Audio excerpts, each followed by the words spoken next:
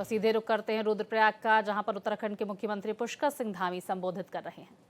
हमारे प्रदेश के अंदर किसान सम्मान निधि की योजना प्राप्त हो रही है।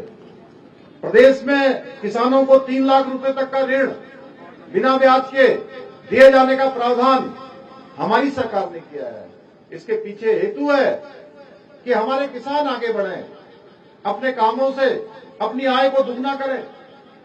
अभी हम देख रहे थे अनेकों उपकरण यहां पर लगाए गए हैं, बीडर लगाए गए हैं। कृषि फार्मिंग योजना के तहत आज कृषि उपकरण खरीदने, सेब के बागान लगाने जैसे विभिन्न कृषि कार्यों हेतु किसान भाइयों को 80% तक की सब्सिडी देने का प्रावधान हमने किसान भाइयों के लिए यहां पर किया हुआ है।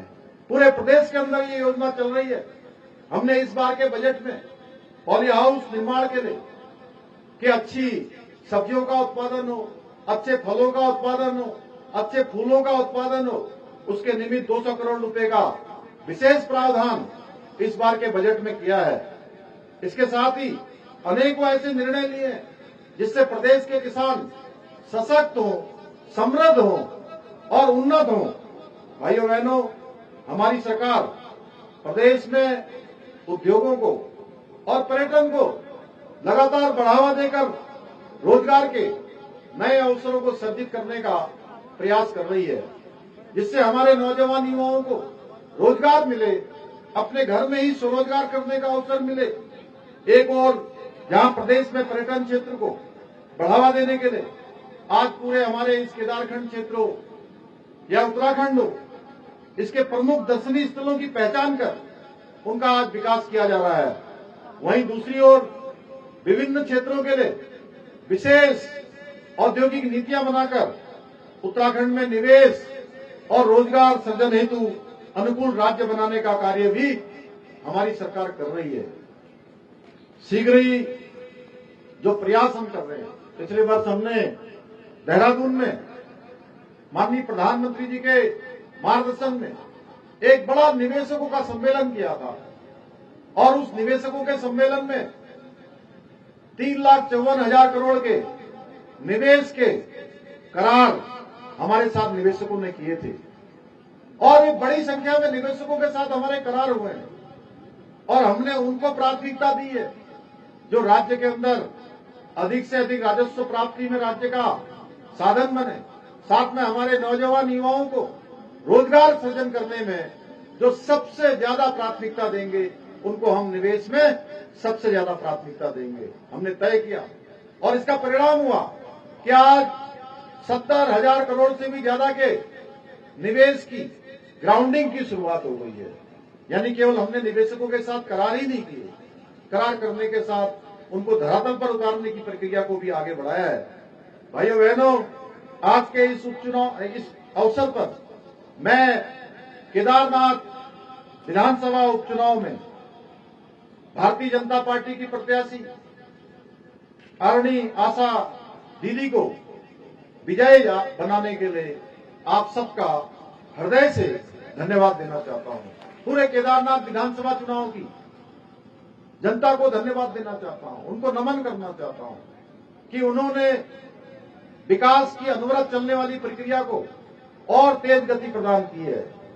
और देखिए, आपने आशा दीदी को चुनाव जिताया, भारतीय जनता पार्टी को चुनाव जिताया और एक चुनाव बद्रीनाथ में भी हुआ था बगल में।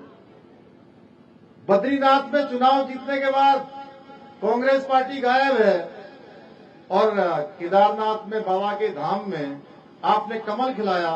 15 दिन के अंदर सरकार आपके घर पहुंच गई, आपके द्वार पहुंच गई, आपके द्वार पहुंच गई। क्योंकि हमारा लक्ष्य केवल चुनाव जीतना ही नहीं था, हमारा लक्ष्य है जनता जनार्दन की सेवा करना। और जो हमने वायदे किए हैं, जो हमने घोषणाएं की हैं, उन सभी घोषणाओं को हम धरातल पर उतारेंगे और हमारी मातृशक्ति को साथ लेकर, मातृशक्ति के आशीर्वाद से इस पूरे क्षेत्र को एक नई पहचान दिलाना भी हमारे संकल्प में रहेगा। हमारी प्राथमिकता रहेगी कि हमारी मातृशक्ति, हमारे नौजवान आगे बढ़कर आकर काम करें। बाबा केदार के आशीर्वाद से आप सभी के सहयोग से ये संभव हो सका है और आगे की यात्रा भी आप सबके आशीर्वाद से, बाबा के आशीर्वाद से आगे बढ़ेगी।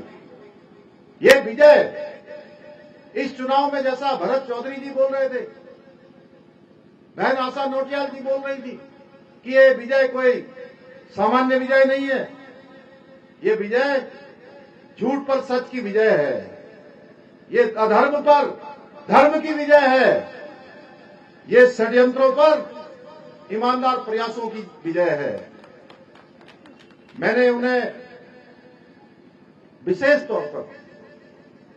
तौर पर आशा जी को कहा है कि वो आपके बीच में रहकर लगातार कामों को आगे बढ़ाएंगी। और केदारनाथ विधानसभा के चुनाव में इस बार आप सब लोगों ने देखा होगा कि विपक्ष द्वारा झूठ और भ्रम की राजनीति की गई, तमाम प्रकार से लोगों को बरगलाने का काम किया, तरह तरह की अफवाहें फैलाई गई, बाबा केदार के नाम पर दुर्भावनापूर्ण बातें की गई। परंतु बाबा केदार के अनुयायियों ने, बाबा केदार के भक्तों ने, श्री केदारनाथ विधानसभा की देवतुल्य जनताओं ने, माता बहनों ने, बड़े बुजुर्गों ने, नौजवानों ने विपक्षियों के प्रत्येक षड्यंत्र को फेल करते हुए बहन आशा नौटियाल को और भारतीय जनता पार्टी को यहां से विजय सुनिश्चित की।